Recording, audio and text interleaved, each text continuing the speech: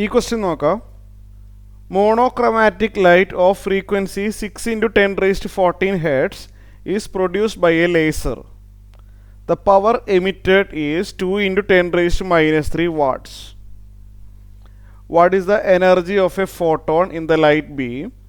How many photons per second on an average are emitted by the source?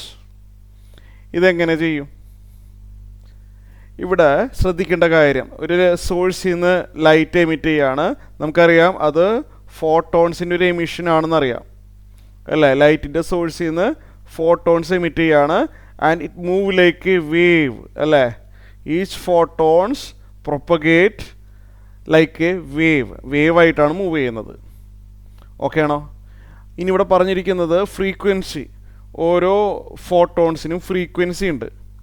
Frequency of the photon is 6 into 10 raised to 14 Hz. പിന്നെന്താണ് power emitted? Power നമ്മളൊരു formula പഠിച്ചിട്ടുണ്ടല്ലോ, നമ്മളത് by ഹാർട്ടാക്കി വെച്ചാൽ മതി. എന്താണ് power കാണാനുള്ള formula? Power എന്ന് പറഞ്ഞു കഴിഞ്ഞാൽ മനസ്സിലായോ?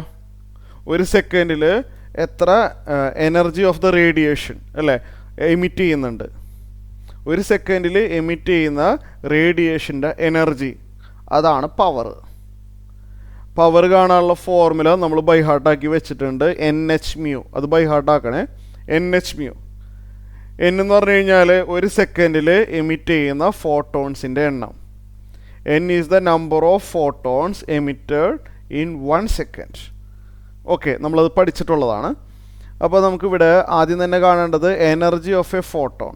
ഒരു സിംഗിൾ ഫോട്ടോണിൻ്റെ എനർജി കാണാൻ പറയുന്നുണ്ട് അല്ലേ. Energy of a single photon let's denote by E. നമ്മളത് H-mu ബൈ ഹാർട്ടാക്കിയിട്ടുള്ളതാണ്. Energy of a single photon H-mu ആണ്. അത് കണ്ടിട്ട് നമുക്ക് N കണ്ടാൽ മതി അല്ലേ. Energy of a single photon H-mu ആണ്. അപ്പോൾ എനർജി H എത്രയാണ്? H എന്ന് പറഞ്ഞു കഴിഞ്ഞാൽ പ്ലാങ്ക്സ് കോൺസ്റ്റൻ്റ് ആണ്. അത് ബൈ ഹാർട്ടാക്കേണ്ട നമ്പറാണ്. 6.63 into 10 raised to minus 34.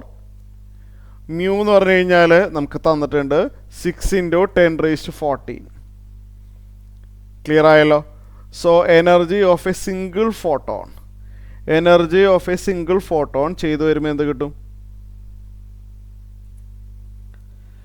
Equal to 3.9 into 10 raised to minus 19 joules. ഇതാണ് energy of a single photon. ഇനി നമുക്ക് വേണ്ടത് N ആണ്. നമുക്കറിയാം P ഈക്വൽ ടു NH-mu. ഇങ്ങനെ ഒരു ഫോർമുല നമ്മൾ പഠിച്ചിട്ടുണ്ട്. Power equal to NH-mu. അത് അറേഞ്ച് ചെയ്ത് കഴിഞ്ഞാൽ N equal to power divided by H-mu എന്ന് കിട്ടും. ആ H-mu ലെഫ്റ്റിലോട്ട് എടുത്തു കഴിഞ്ഞാൽ N equal to P by H-mu എന്ന് കിട്ടും. പവർ നമുക്കിവിടെ തന്നിട്ടുണ്ട് ക്വസ്റ്റ്യനിൽ. പവർ എത്രയാണെന്ന് നോക്കിയേ. 2 into 10 raised to minus 3 watts.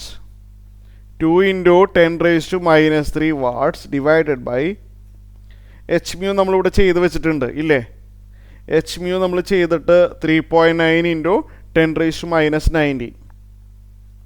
3.9 into 10 raised to minus 19 കിട്ടും. കിട്ടിയിട്ടുണ്ടായിരുന്നു. അപ്പോൾ അത് ചെയ്യാം. അപ്പോൾ എന്ത് വരും? അത് ചെയ്തു വരുമ്പോൾ ആൻസർ കാൽക്കുലേഷൻ പറയുന്നില്ല, 5 into 10 raised to 15 ആണ് ആൻസർ വരുന്നത്. ഇത്രയും ഫോട്ടോൺസ് ആണ് ഒരു സെക്കൻഡിൽ എമിറ്റ് ചെയ്യുന്നത്. ഓക്കെ.